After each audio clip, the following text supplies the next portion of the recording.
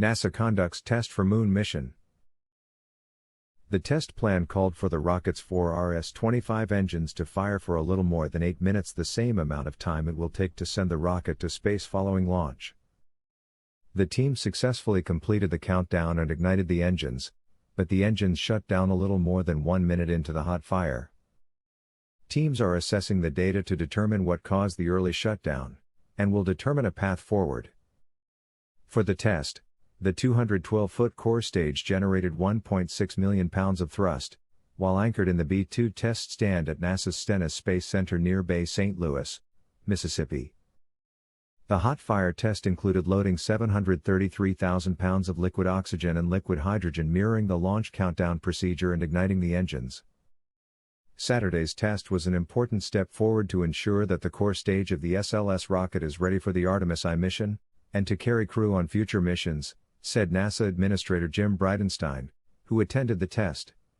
Although the engines did not fire for the full duration, the team successfully worked through the countdown, ignited the engines, and gained valuable data to inform our path forward.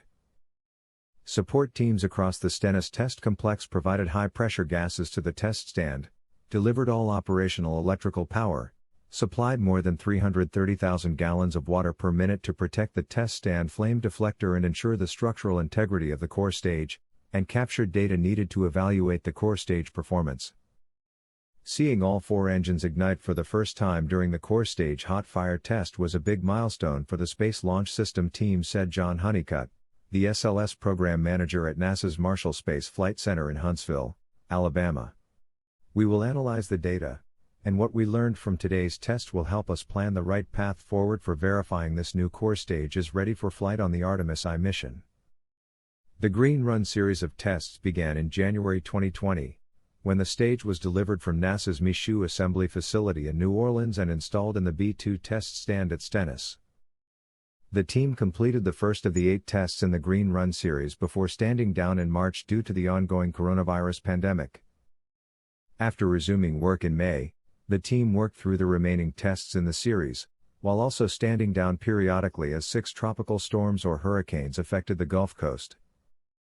Each test built upon the previous test with increasing complexity to evaluate the stage's sophisticated systems, and the hot fire test that lit up all 4 engines was the final test in the series.